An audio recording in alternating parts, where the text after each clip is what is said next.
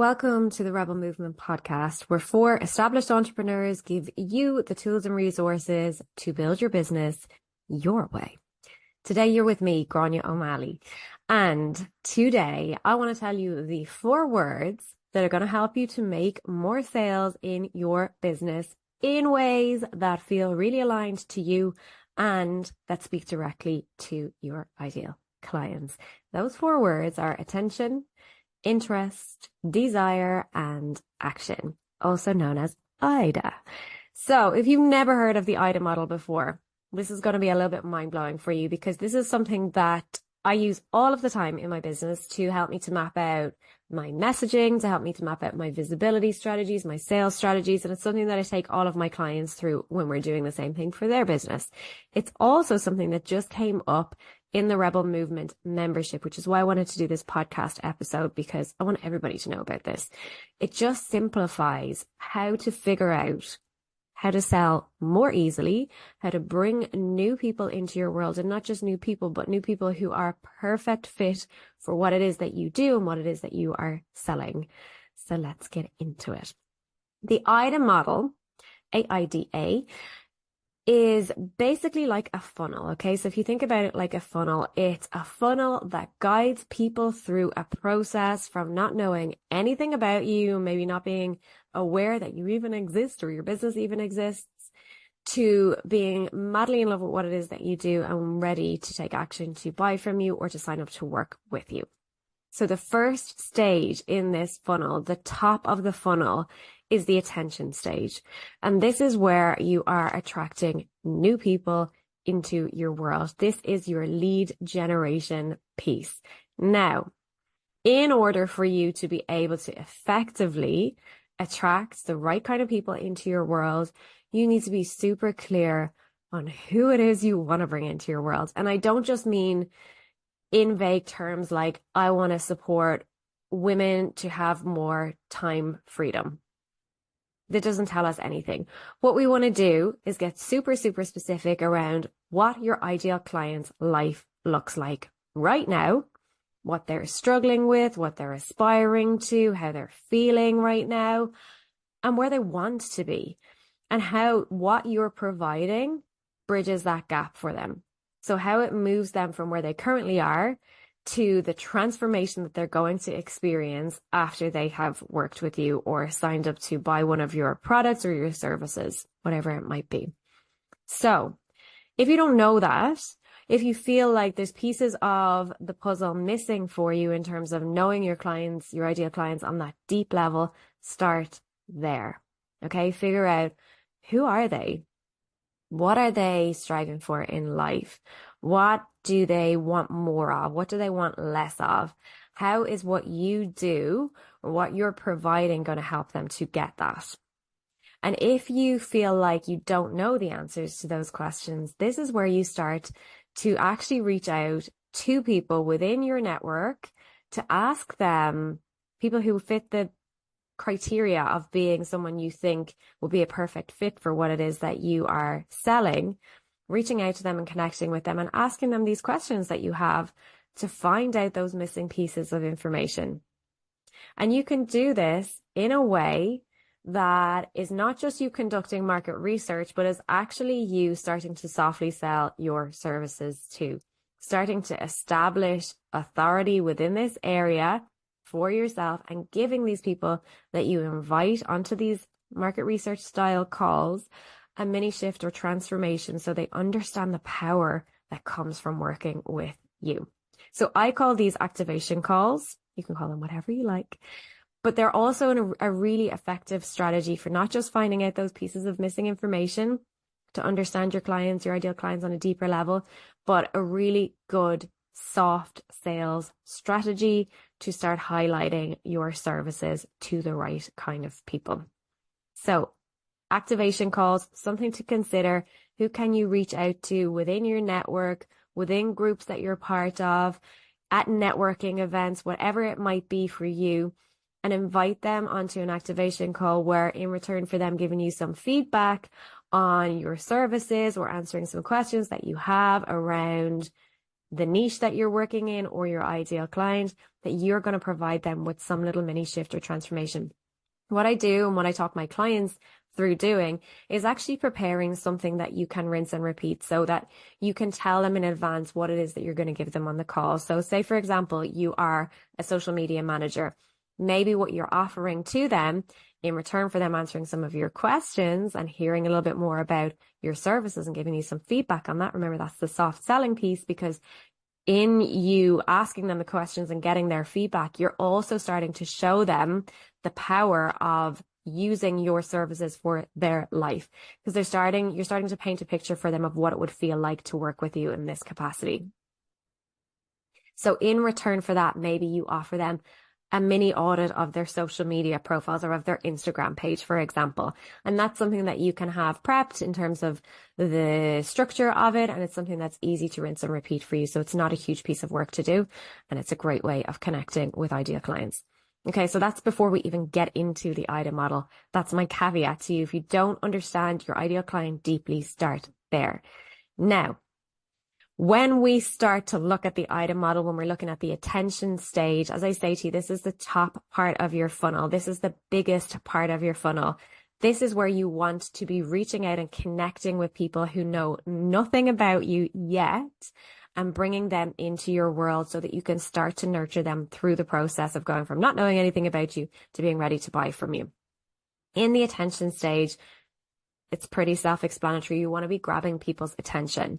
So when you know deeply who your ideal client is, you're going to be so much more able to craft content that's going to speak directly to them. We want to move away from being vague, using terms like freedom, time freedom, energetic freedom, more money, whatever it is. And you want to actually start painting a picture of what that looks like for them. And the attention stage, what you want to do is use language that's going to be attention grabbing, use visuals that are going to be attention grabbing, use things like humor, use things like polarizing content that's going to make people stop the scroll. Essentially, that's what you want to do at the attention stage. So they start to notice you. And when you can get them to notice you, you've got them to the first stage of your customer journey, your buyer journey, the first stage of the IDA model. From there, you want to be starting to create more interest, more intrigue. So if at the attention stage they decide to follow you on social media, how are you nurturing them to come deeper into your world? So the next stage of moving them through this process into interest is to really start to create content that's going to be super valuable to them. All right. Stuff that they're going to get mini shifts and transformations from. And that can be through your social media content, or that could be through moving them onto your mailing list so that you're bringing them deeper into your world. So how can you do that? If you want to move them from social media onto your mailing list, what can you provide them with that's going to be an incentive for them to make that transition?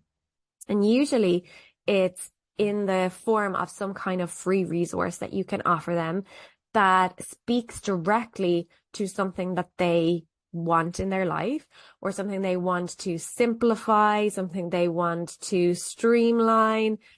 Think about what it is that you can provide that's going to be of interest, the I in IDA, to your ideal client, to your target demographic. What can you create that will move them from being somebody that's just following you on social media to somebody who's coming deeper into your world and is joining your mailing list so that you can more directly speak to them and nurture that person? That's the interest stage. Now, the next stage, when they're interested, when they're on your mailing list, you've started to create trust in them, okay? So they know you, they like you, they're beginning to trust you. How can you build more of that within this ideal client? This can come from social proof, sharing testimonials, sharing transformations that people have had from working with you, or even through those activation calls.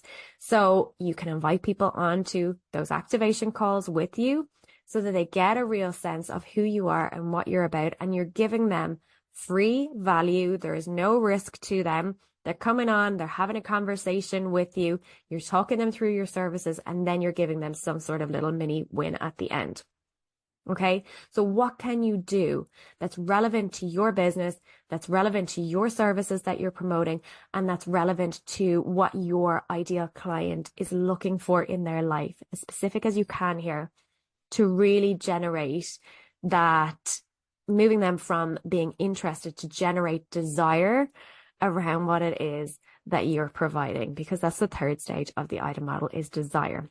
And that's the stage that we really want to be moving people to, because once they start to desire what it is that you're providing, they are very close to taking action on buying, signing up to work with you, downloading your product, or purchasing whatever it is that you're selling. All right. So at the desire stage, you are so close to them taking action, which is the final stage in the IDA model. So at the desire stage, think about what might be an incentive for people at that point of the journey to decide to take action. And you can be as creative as you want with this, but what incentives can you introduce if you've taken people through the process of potentially following you on social media, joining your mailing list, coming on an activation call with you? You know that they are a good fit for what it is that you're providing. They know that they're a good fit for what it is that you're providing. So what is going to help them to make that final decision to move from desire to taking action? A lot of the time it will come in the form of an incentive, like a limited time offer. Can you offer them an incentive where you're giving them a little bonus on top of what it is that they are purchasing or the program that they're signing up to? Can you give them a discounted rate for a limited amount of time? Can you give them something that creates a little bit of a sense of urgency and a little bit of a sense of FOMO for them, that they don't want to miss this thing, that this is so great and they know it's so great, and here's the cherry on top of the cake that's going to make them actually go, you know what? I'm ready to make this decision. I'm ready to take this action now. So think about what you can introduce at the desire stage that's going to be an incentive for them to move from desiring what it is that you are selling to actually taking action on buying it. And when you can do that, when the person has decided, yeah, I'm ready to take action, your final stage then is really just making sure that your sales processes are in place so that there's a seamless customer experience for them. If they decide to take action, make sure there are no barriers in the way for them of taking that action. So this is where you need to be really clear as to what your client onboarding process is, what your checkout process is, and you have all of that set up so that when they're ready to take action, it is so easy for them to click a button or send you a message or whatever your process is and get signed up or download that thing or purchase your product as quickly and as seamlessly as you can, or as they can rather. And that's it. That's the IDA model. And that is how I would apply it to mapping out how you're going to bring new people into your world, how you're going to nurture them, how you're going to speak to them in your content. And what I'd say at each of those stages, that piece of work that you do at the very start of really getting clear on who your ideal client is, what they want in life, what they're striving for, what they're struggling with, all of those things, bringing that storytelling, activating content in at each point of that journey is so, so important. And storytelling content, using that information that you have around what your ideal client wants in life, is super powerful. And you can do that in a number of ways. So you can use storytelling content to talk about your own journey, talking about how, you know what, I've been where you are right now. I completely understand it. This is what my journey looked like. These are the things that I did to stop feeling like this and start feeling like this. This is how I went from X amount of money to Y amount of money in this period of time. This is how I created X number of hours more in my life to spend with my kids, from having no time whatsoever and feeling like I was chained to my business. Whatever is most relevant to you in terms of the shifts and transformations that have happened in your life that are things that your ideal client is striving for or looking for, you can bring storytelling content into your content plan in that way. You can also bring storytelling content in from shifts and transformations that have happened with previous clients, or even on those activation calls if you choose to run those. And bringing stories like that in this is how my client went from X to Y, whatever the transformation is. It's obviously going to be different for all of you depending on what your product or service is. This is how my client went from this to this by working with me. You start to show them what's possible for them, and you also start to bring in social proof, which is really, really important. We like to see that other people have had experiences, that this feels safe, that other people have had the experiences that we want, that there's proof there that you're actually going to do what it is that you say that you're going to do. So bringing in storytelling content as your social proof is also a really important thing to bring in at those different stages. And finally, the final part of storytelling content that you can bring in is future self storytelling. So showing them what is possible after they work with you, painting the picture of this is possible for you because you, as the business owner and as the person who's created this product or service, knows that what you've created is going to give them this thing. You feel so passionately about that it should be very easy for you to be able to paint the picture of, I know that you want to feel like this, and I can help you get there. It doesn't have to be as it currently is. And, mentioning the situation that they're in right now, but not marketing to their pain points, marketing rather to the possibility rather than the pain. Okay. That's what we want to do with storytelling content. So look at what you can do when you get that clarity on who your ideal client is, and you do that piece of work at the very start, and the information that comes out through your activation calls, bring that into your content in as much detail as you possibly can. So leave out vague terms, leave out vague examples, and get specific. We want to be as specific as possible, speaking directly to the needs of the people that we know that we want to work with. You don't want to speak to everybody. You want to specifically speak to the people that you want to draw into your world. Because when you do that, even if you feel like you're being way too specific in your examples, there's going to be something in the story that you tell that's going to appeal to your ideal client. So maybe it's not maybe they haven't had that exact situation or experienced that exact thing, but they can relate it to something similar, and they'll understand the sentiment behind what it is that you're describing. And it has this ripple effect of bringing the right kind of people into your world and helping you to stand out within the noise of the online space, which is what you're trying to do at each of these stages of the item model as well. At the attention stage, you want to be getting people to stop the scroll. You want to be getting in front of the right people in a way that they take note of you. And when they're at the attention stage, when you've got them into your world in some way, then you're moving them through to interest by nurturing them, by giving them value, by giving them all of your knowledge and your experience in bite-sized chunks so that you start to build trust in them. Then you're moving on to the desire stage when you start to really nurture them and you start to build even more of that trust. So through social proof, through testimonials, through case studies, through activation calls.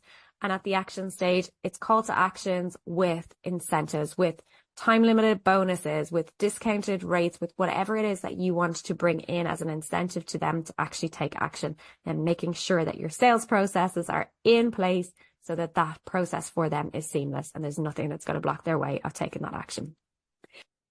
I hope you found that helpful. If you did, and if you're interested in more actionable podcast episodes like this one, then make sure that you hit subscribe below, because we have got new episodes dropping every single week.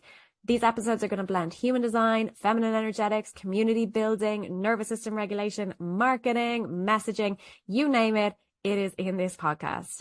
Everything you need to know about navigating entrepreneurship is inside the Rebel Movement membership. So if you want to take that further, if you're ready to embody intuitive entrepreneurship in 2024, then the Rebel Movement membership can be your new home. So this is where we're going to support you daily to create your business on your terms. If you want to find out more, check the description below, where you'll also find an exclusive listener offer. Until next time, have a wonderful rest of your day.